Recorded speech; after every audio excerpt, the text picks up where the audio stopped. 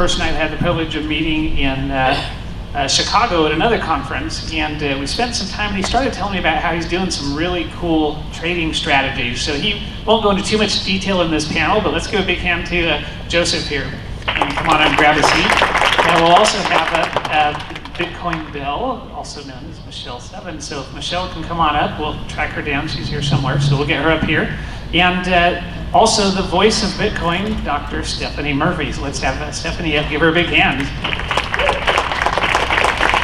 And some new friends I've made recently is Blake Anderson and Thomas Hunt. And let's have them come on up too, so you can give a hand.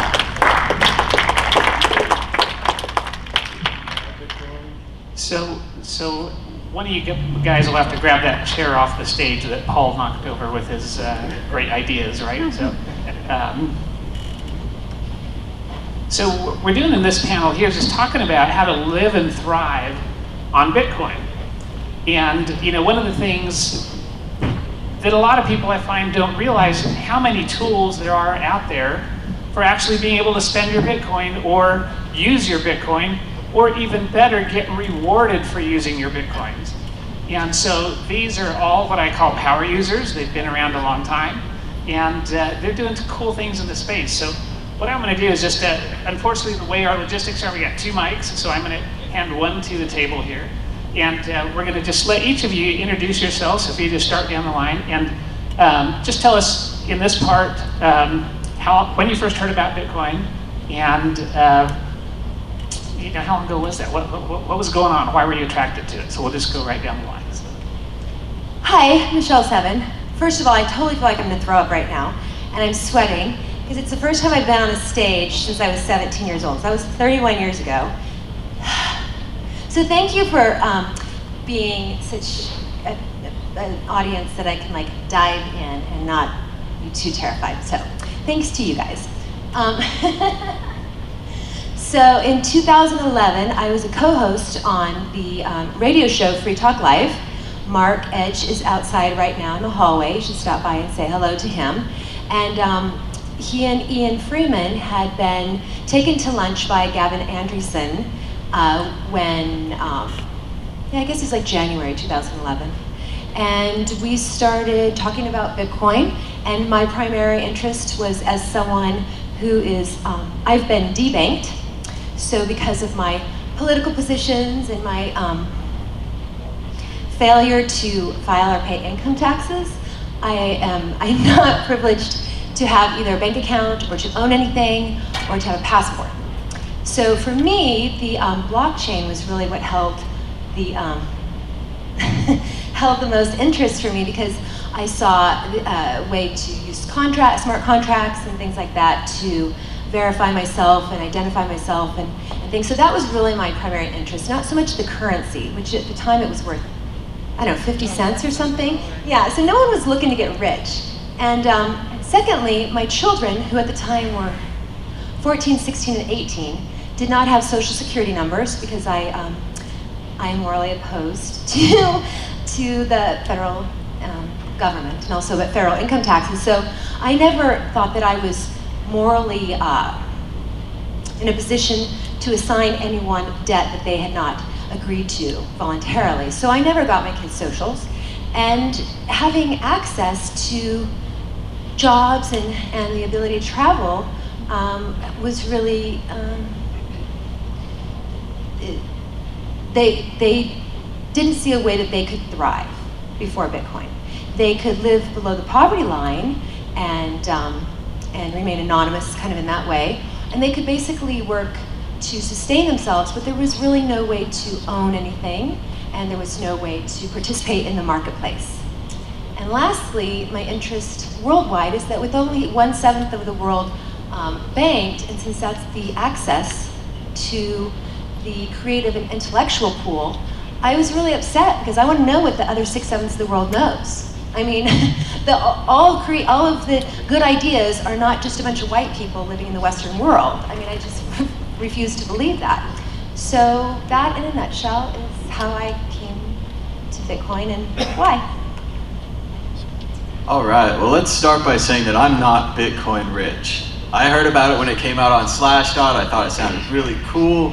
Money for the internet. but there it went right into the back of my mind. Because I said to myself, how are you going to convince normal people to use World of Warcraft money?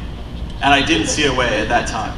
A few years later, I checked in again. Bitcoin had spiked to 250, and there were these great companies like Coinbase and BitPay that made it easy to use Bitcoin, easy to buy it, sell it, move it around. And I thought, wow, this could really be a thing. I sure missed the boat. So I started doing YouTube episodes of MadBitcoins, and I did maybe 5 a week for 2 years. So I did about 600 episodes in 2 years. And then I did the Bitcoin group and the World Crypto Network. So it was a lot of work. So I just wanted to spread the word about Bitcoin any way I can. And now I'm working at purse.io, which we'll probably be talking a lot about here, because you can save 20% on Amazon when you spend Bitcoin at purse.io. So everyone should try that out. Obvious plug. Yeah. Bloopers. One left thoughts on first. Very happy. Mark's son, at age 7, he traded in his Thomas the Tanks for Legos that he bought on Purse and got a discount, so yay. Yeah, got a huge Lego set. It's incredible. It's the Avengers flying battle carrier. Looks great. I wish I had it. Right on. Don't we all want more Legos in our lives? So hi, I'm Stephanie Murphy, and you might know of me because I'm on the podcast Let's Talk Bitcoin. It's a podcast that's been going for about 3 years now on Bitcoin and cryptocurrency and blockchain technology. I also heard about Bitcoin in 2011, early 2011, from the radio show Free Talk Live. Gavin Andreessen was on, and he was talking about this magical internet money. And, you know, Bitcoin was kind of like in my face. Like, I didn't really seek it out. I wasn't reading Slashdot, and I wasn't like going online and reading these cryptocurrency mailing lists or anything like that. I'm sort of a different kind of nerd. My background is in biomedical science, and so I was never really into the computer space so much. But I did listen to Free Talk Live, and every night, there was a time period in 2011 where every single day they would talk about Bitcoin, and so I'd hear about it, and after a while it just became like, well, all right, I think I have to try this out. And at the time, as I mentioned, I was working in science, in biochemistry, and I had a lot of time to just sit in the lab and run experiments and sort of be by myself. But I was like a podcaster as a hobby. I was doing that for fun. And so I downloaded the Bitcoin software, which at the time was Bitcoin QT, which is like the only wallet that was available. And I got a Bitcoin address, and I put it on my podcast website, and I said, hey, would anybody like to send me a Bitcoin as a tip for my podcast? And a couple people did. And they came in, and I saw the little pop-up, and I was like, wow, that's cool. I don't know who sent that to me, and I don't really need to know. And then I said, well, I'd like to try, like sending and receiving. So then I found some other blogger that I liked, or some other podcaster that I wanted to send money to. And I sent them a little bit of Bitcoin. And I thought, wow, that was really easy. And it doesn't matter if they were in Iran, Afghan, wherever in the world they were, I could send them money. And that was just so cool. And then I had a friend locally who he had like a business where he sold baklava on the internet. And he would sell his baklava for Bitcoins. And at the time, Bitcoin was like worth $1 or something. So he got quite, I don't know what he did with all that Bitcoin, but he got quite a bit of Bitcoin for his baklava on the internet. And that was the first thing, that was the only thing that you could buy at that time. One of the only things. I think there was like alpaca socks, yeah. Oh, really? Cool. All right. So yeah, at the time, there weren't many things that you could buy with Bitcoin, but there was a lot of like, just giving that you could do. You could send tips, you could send donations. There were a couple of charities, actually, that were starting to use Bitcoin. And I just thought that was so cool because working with a charity myself, which is called Fr33 Aid, it's an organization that does volunteer first aid. We had issues with PayPal. We were trying to get 501c3 status, and we had like all these nightmares with that. PayPal froze our account a couple of times, and we were trying to use that money to like help people, like to get medical supplies and do first aid and stuff. So it was just using Bitcoin made that whole process so much easier, and I really liked the whole gift economy, not really gift economy, but like the culture of like tipping and giving and appreciating. Because when it's so easy to send a tip, people do it. You can't just shove a dollar bill into your computer screen and send it to your favorite podcaster, but you can send them a couple of millibits really easily. So that was the thing I liked about Bitcoin. But then I realized that there was something else that really, really attracted me to it in the very beginning. Just the idea that I could open an account, actually I could open as many accounts as I wanted to, just by downloading a piece of software. I mean, how cool is that, right? You don't have to ask anyone's permission, you don't have to give anybody your social security number if you have one, or your address, or your name, or you don't even have to sign up for anything. You just download a piece of software, or perhaps even visit a website, and bam, you can use... I've been silenced. We'll trade him out here, so. Oh, the battery's low. I've been talking too long. The battery's low on that one. So, yeah, the permissionless aspect and just being able to use money as easily as you could send an email. Why not in this day and age when you can send an email anywhere in the world and it arrives within a few seconds? Why can't we do that with money? So that's what I always thought about Bitcoin, and that's what excited me about it, and that's what still excites me about it. So Stephanie and I were living in New Hampshire at the time, and when this is going on, and I just want to make a note because there are only a few women here, and there's been this like thing within Bitcoin, how come there aren't more women, what have you. When we were first involved, I knew more women that were using Bitcoin than I did men. So I know that that's not true that more men were using Bitcoin, but where we were, and it was all with shire sharing, free aid, and what have you. So the women were involved, they just weren't VCs and interested in, I don't know how to say it politely, but yeah, so there, at one time there were a lot of women involved in Bitcoin in ratio to men. And Stephanie and I were two of them, and Stephanie, in fact, was the first person to use Doge, weren't you, or something like that? Oh, I thought for some reason you were like the first person who, that's the rumor. Stephanie Satoshi Nakamoto, everybody. It's on my name tag, it must be true. Yeah, no, I think you started that rumor, Michelle, about me being the first person to use Doge. No, actually, I think the Doge community doesn't like me because I didn't believe the whole bobsledding thing, and I talked about it on a podcast. But anyway, that's a story for another time. Hello? I'm Joe Salerno. I teach philosophy at St. Louis University, mostly logic classes and epistemology classes. Yeah, I got into Bitcoin as a late adopter in 2013, mostly because I needed the money. And I think I saw an article on Bitcoin Magazine, and it was just a picture of the price going up and down and up and down and up and down, and I was thinking, well, maybe I should get in on that ride, at least in the up direction. And I think I needed a plane ticket really badly to Europe, because I just really wanted to go to France really badly. I actually had to be there, but had no way to pay for it. So that was and I had always dreamed about getting into day trading, I thought, because of some of my interest in strategy and strategy games and in theorem proving and so on, that I might be good at day trading, although I had no formal training whatsoever. So, but conventional financial infrastructure is limited. There's relatively low access for small investors, and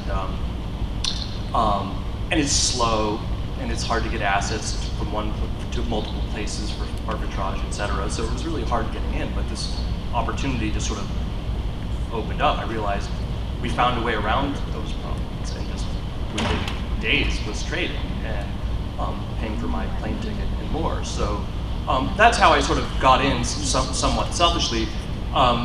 Today I like to think that I have other thoughts about it besides just how to make money. I'm in the early stages of starting a research group where we think about how to bring digital technologies to bear to help the unbanked and the financially marginalized in St. Louis, where in particular we have a serious problem. So you might have seen the news in Ferguson over the last couple of years, but even the data is pretty startling. I mean, we have one of the highest unbanked populations in the country. 30% of African Americans have no bank, and so are forced to pay high premiums on other services to even just pay their bills. They need money orders, they need cash checks, they need loans, and banks have some incentive not to help them out there. They make a lot of money, they support payday and now there are just ways around it. There's hope, there's promise. Our research group includes entrepreneurs, academics, artists, activists, and others. And like I said, it's at the early stages, and I'm open to collaborations and ideas, and just brainstorming with others interested in talking about these things. My name is Blake Anderson. Before Bitcoin, I worked for Fortune 25 finance and banking.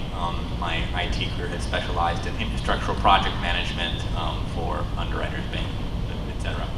At the peak of my career, I was working at a Fortune 25 bank in math-based security, information technology, project management. It was a Fortune 25 bank that had bought a Fortune 27 bank. So we have basically the 32 too big to fail banks continually consolidating more and more and more and more and further. And then we had really stringent security requirements to try to keep everything secure, as we have upwards of 300,000 users with direct access to hardware. I mean, information security 101 is that direct access to any kind of hardware is generally going to be the biggest threat. That being the case, I kind of realized at a kind of information science level that this was an untenable system, and that newer systems coming along were going to disrupt it. And I remember knowing about Bitcoin and then seeing it crash from 30 down to a much lower number than that, and thinking this is going to bounce back at least to 30. I know of no other option to diversify into completely immutable storage other than this. And basically ever since then, I've been trying to convince people to have investment horizons which will allow them to take advantage of that.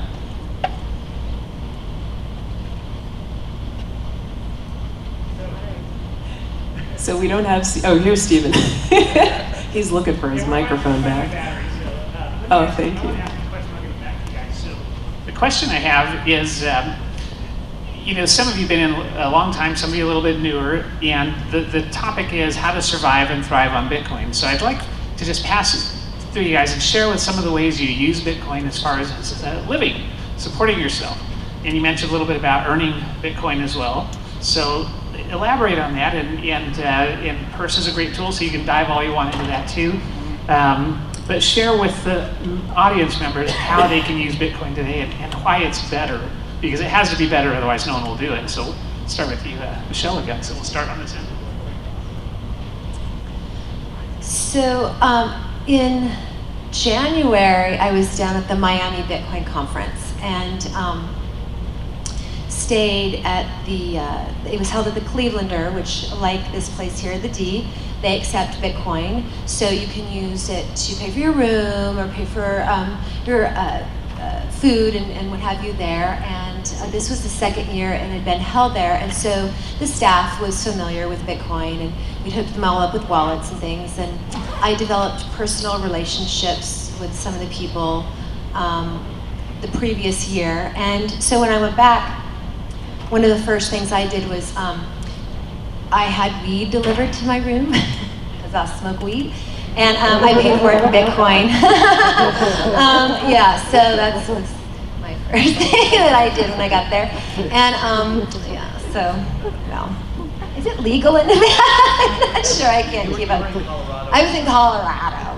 Yeah, so I ended up getting hired for a job. And You ended up getting high. Hi. And for a job to come down the following month, which I did, and I stayed for a week, and I was paid I don't remember what it was at the time. It was like 20 Bitcoin or something, and I thought, wow, my kids are now 20, 22, and 24, and I'm transitioning away from being mom. I thought, I don't have anywhere to be, and the weather's really nice down here, and it's really cold in New York. I think I'll stay. and I'll stay as long as I can use Bitcoin, because I don't have very much USD anymore. So I thought, well, this will be fun. I'll see, you know, maybe I stay for the weekend. And I was able to stay for 4 weeks. And that was really fun. And the only thing that I didn't use Bitcoin for was Uber.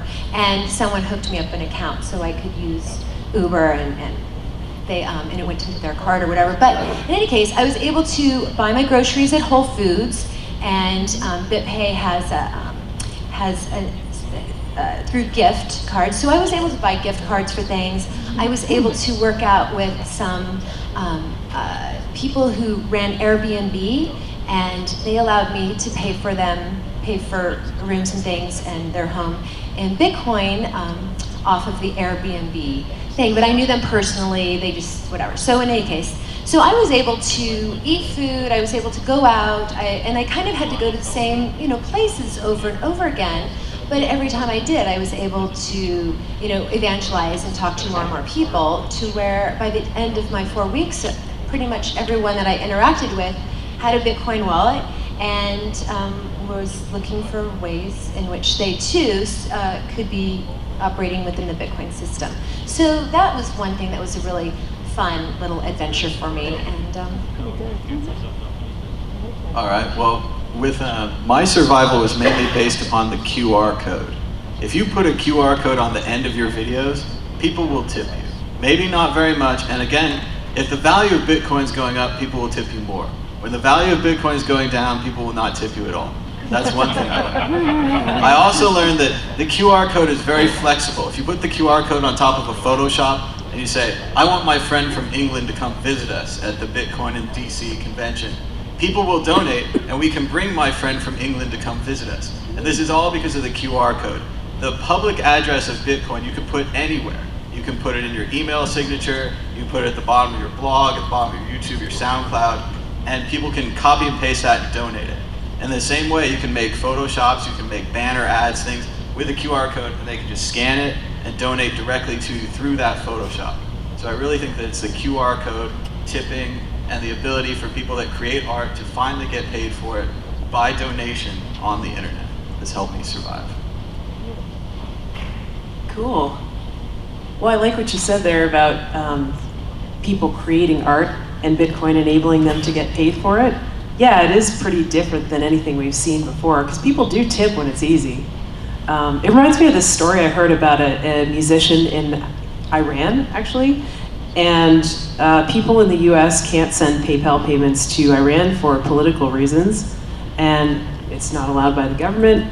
And so if you want to send an Iranian musician a tip, what are you supposed to do? Well, Bitcoin. So the main way that I want to talk about surviving and thriving on Bitcoin is, I mentioned I was a scientist before. I actually made a major career change, and now I'm a voice actor. So it's quite a big difference. I went from sort of like this almost corporate world of science to doing my own thing, having an internet-based business where I can be pretty much location independent and do some other things as well. And the cool thing about being a voice actor and having clients all over the world is that Bitcoin just makes it easier for them to pay me. I've got clients all over the planet, in Germany, China, South America, Brazil, all over the place. And a lot of them, if they wanted to pay me with their fiat currency of choice, they would have to convert the currency into US dollars and do a wire transfer, or maybe use PayPal if they have a PayPal account and if that's possible. But it's a big headache and it's a rigmarole. And they just want to, pay for the service and be done with it. But with Bitcoin, I send them a Bitcoin address and they pay me. That's really all there is to it. And I think if I don't do that much traveling, even though my business is pretty location independent. At this point, I don't really lug audio equipment around the world, but I could if I wanted to. And I could get paid in Bitcoin, and I could either use that Bitcoin locally, or I could go find somebody on local Bitcoins and sell it for the currency of choice, whatever in the area. And a lot of people actually do that. where they get paid in Bitcoin, and then they travel around the world. Yeah, so I guess it just facilitates, they say trade brings people together, right? When currency is crossing borders, troops won't. That's like one of these old economic, I forget who exactly said that, but one of those sayings. And it's totally true. I wouldn't know these people in Germany and England and China and all over the world if it weren't for their ability to hire me and pay me in Bitcoin. And it's really beautiful how those relationships get created. Now I'm getting all touchy-feely, but I do think Bitcoin, even though it's a piece of software and a cold hard piece of technology, yeah, it really can bring people together in a way that just wasn't possible before.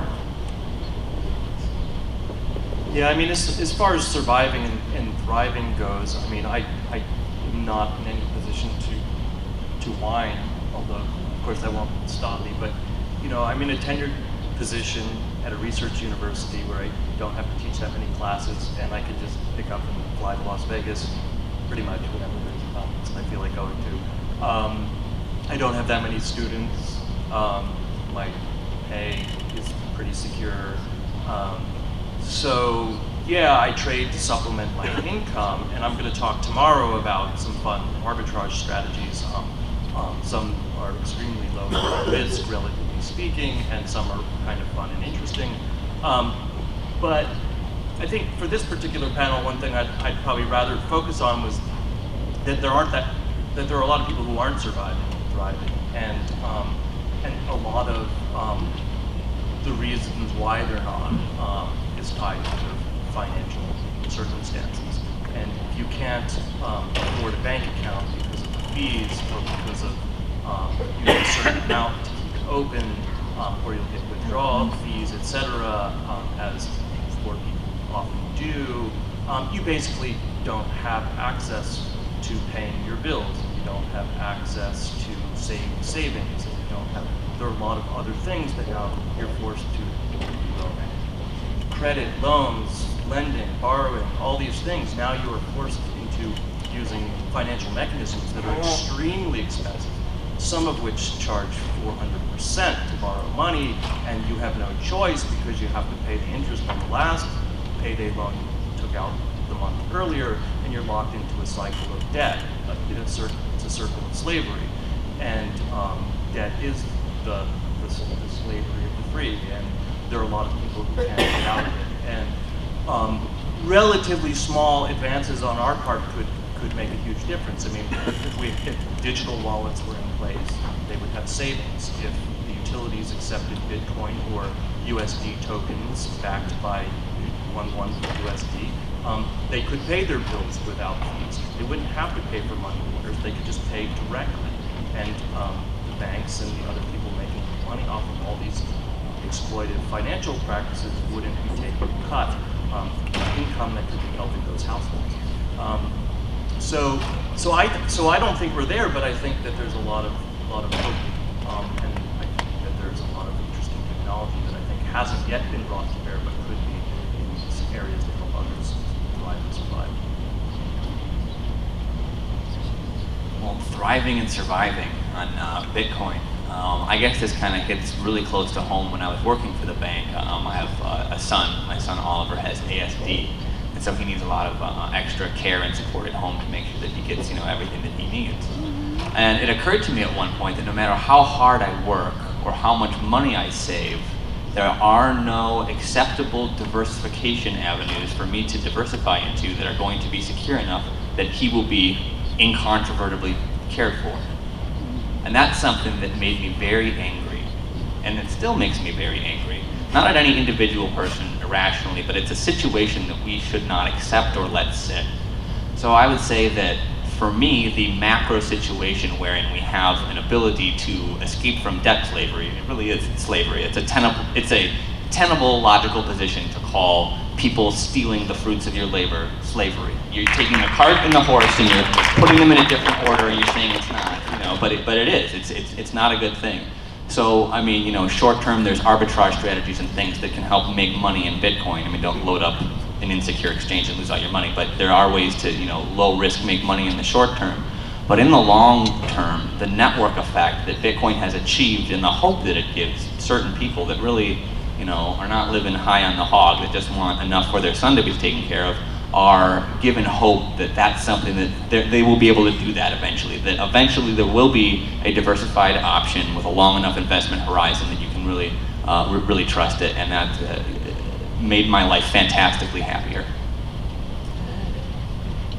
So I'd like the panelists to, as we close out, and I'm sure you can add to that, Michelle, but on this last segment, as we wind this down, I'd like each of you to share with us your favorite merchants or services that you've spent Bitcoins at, where you find you get great value.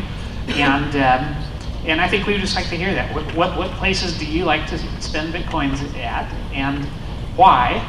And so some of the folks in our audience will learn maybe a new idea or two. So thank you. I want to add something though, because we all talked about Bitcoin in terms of the currency. Didn't we pretty much?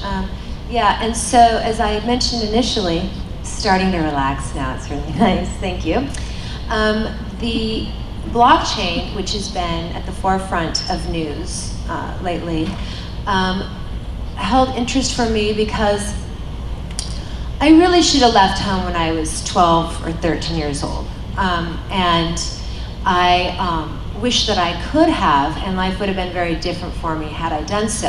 And why I didn't was because I had no way to contract legally for a job and also for a place to live. I would have been considered a runaway, and the state would have seized ownership of me, and they essentially did for a while.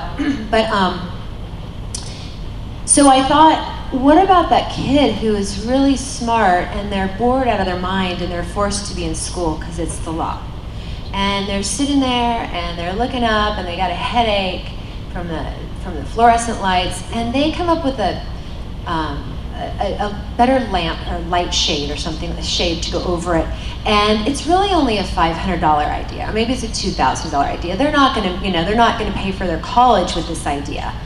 But they're completely disincentivized. They go home and they tell their dad, and it's the first exciting day they've had at school in so long.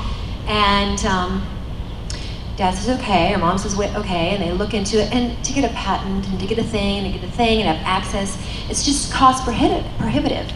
And so that kid goes, well, fuck it, I won't bother.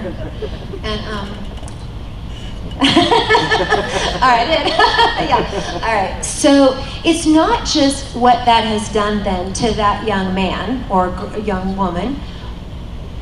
Yeah, they have said worse things. Bitcoin Belle's fault. But anyway, it's not just that idea, it's the idea that's going to come after that idea. So we have just essentially stifled innovation by making the access to the creative and intellectual pool so expensive. And so for me, the idea, I'm writing a book right now. The loose title is Cryptonaut, and it's about a young hacker girl. It's a mystery thriller, and I hope I finish it. It'll be great. But I'm not going to go the traditional publishing route. I'm going to publish it to the blockchain and hope I get paid in Bitcoin from all y'all. But I want to be able to show that this is the proof of my creation. And we all can agree, I happen to be an anarchist, but we all agree that fraud is wrong. And so it's going to enable me to show that I have created this. And just like it would have been able, that young man for a fraction of a penny would have been able to show proof of creation or proof of concept with his lampshade thingy. So it's not just the currency that for me has been so valuable, but it has actually given me hope. I'm almost 48 years old. I've finished my career raising my kids, and the idea that that I can't be productive is really dehumanizing. That I can't, have what I am able to make or ideas or whatever, that I can't participate in that. So I think for me also the blockchain is how I am planning to survive and thrive, is through that use.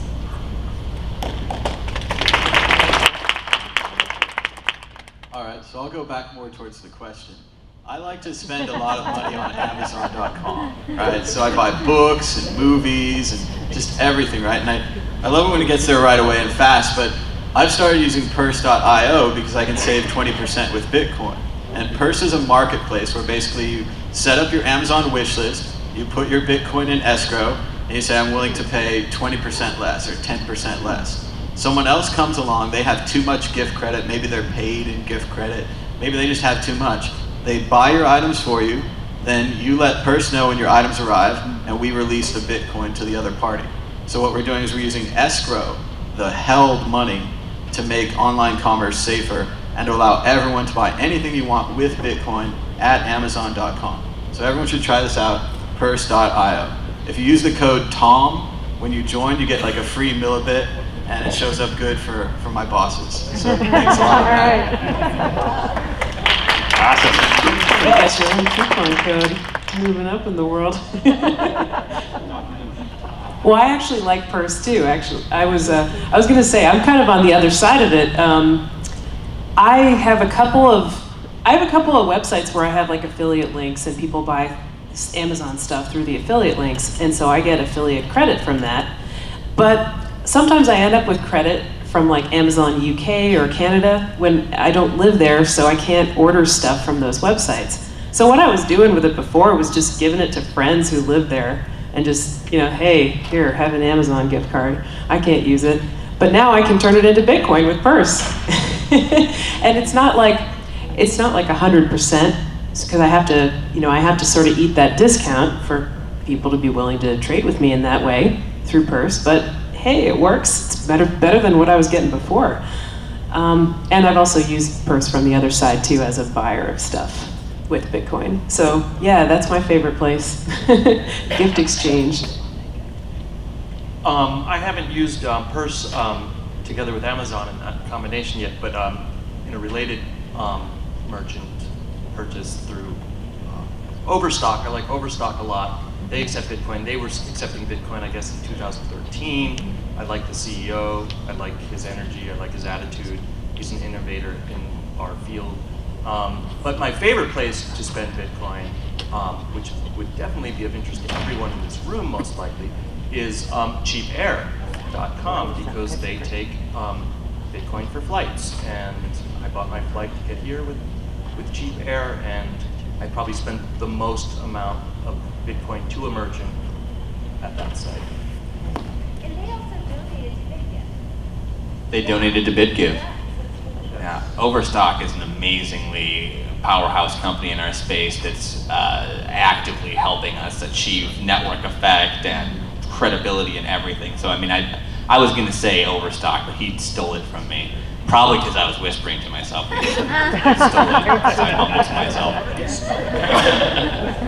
But I guess like a throwback company, BTCS, I think is what they're called now, bitcoinshop.us. I bought a lot of stuff from them way back in the day. I built a mining operation, needed some like ultra gigantic, cool air filter BTU things.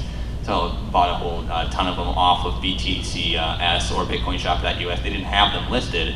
I contacted their CEO and he's like, there's no reason for us not to strike a deal and make that work. So there were several big purchases that I made early on that I would not have been able to make without BTCS or bitcoinshop.us. So shout out to them.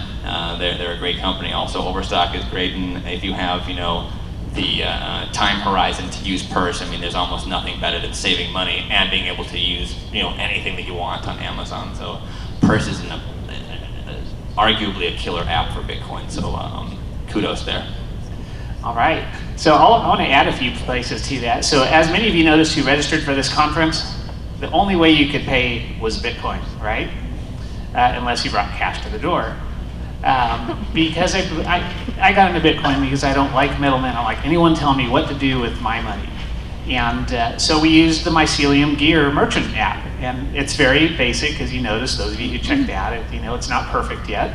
But hey, no PayPal. And how many of you ever had a PayPal account frozen on you? I've had several times. Money tied up for months, right? They claw back money from you. Okay, so, yeah, your merchandise is gone too. So, yeah, so we paid for why did we choose? Why did we choose the D Hotel? They take Bitcoin. We paid for this entire event in Bitcoin. The hotel rooms we paid for in Bitcoin. Cheap Air, we travel on Cheap Air. All my domain websites go through namecheap.com because they take Bitcoin.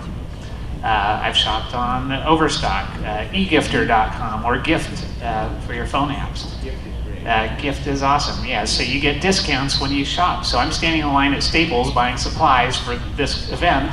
I open the app, I pay with Bitcoin, I get a 3% discount. So Bitcoin, you're gonna see more and more of this happening, especially as we see this trend in price, hopefully sustainable, but the move in the, moving back up again. What, at 30%? I guess, what is it now? It was 25% this morning, maybe it's 30% tonight.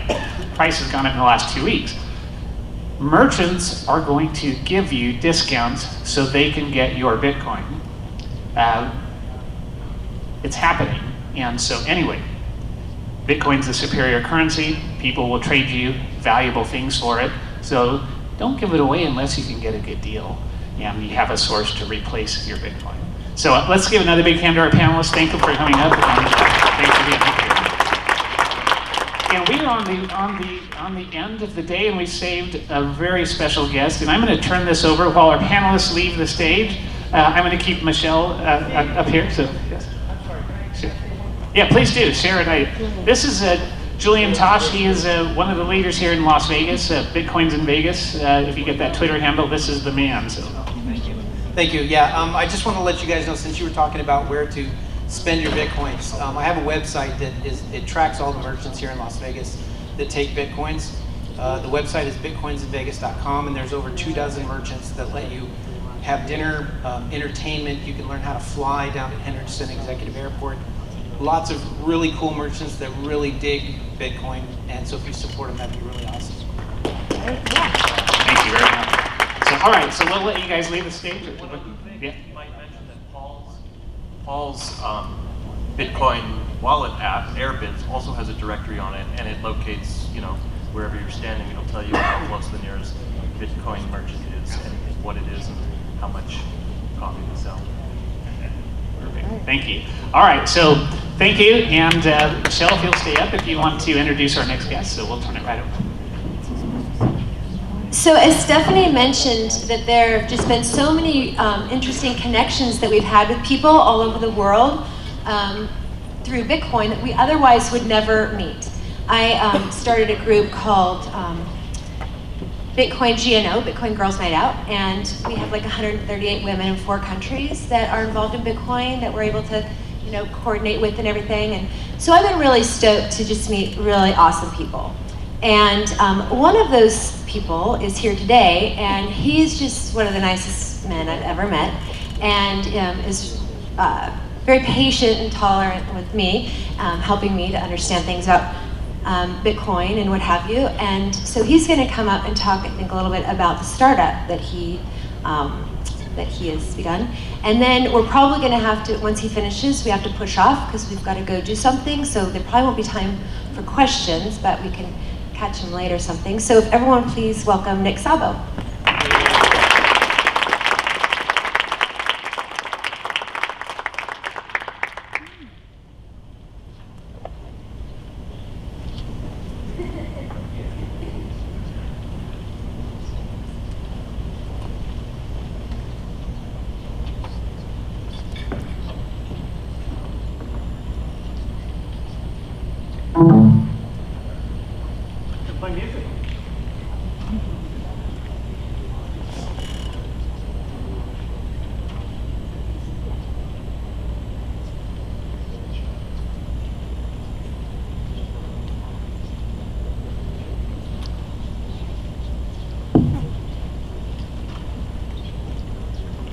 Okay, well, I'm going to talk about Bitcoin and other blockchain-based assets. Hopefully I'll get some slides here.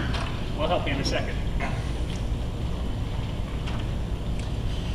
So, I'm going to talk about the origins of cryptocurrency ideas, smart contracts, and blockchains just briefly.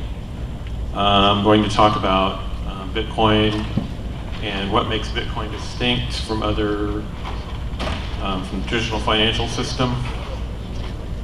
And, well, this isn't gonna work, so.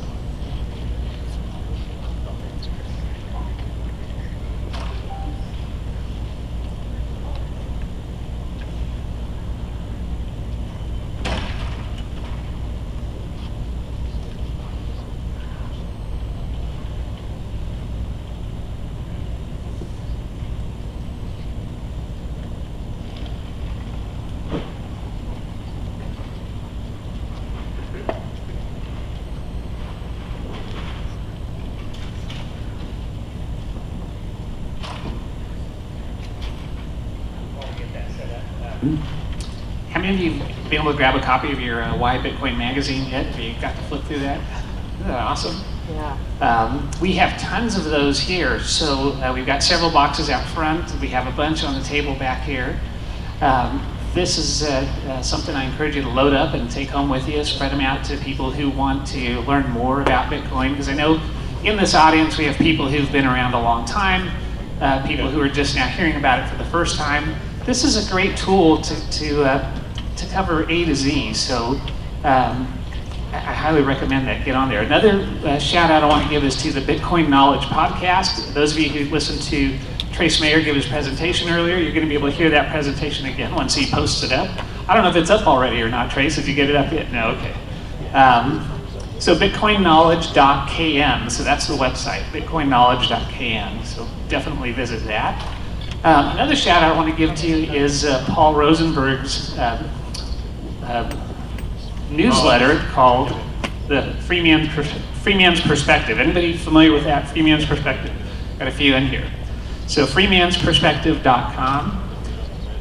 You want to be back here tomorrow morning bright and early. He'll be our opening speaker. And I want to tell you a little bit about him just so you'll have a reason to go to bed early and be good in Vegas. Or if you're not, you'll at least set your alarm and so you'll be here on time for that. But he wrote the book on Silk Road, one of the books on Silk Road. So let me explain what I mean.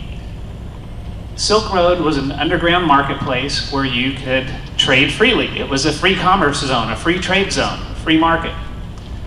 And sure, there were bad guys there sometimes, but it was mostly peaceful, voluntary trade.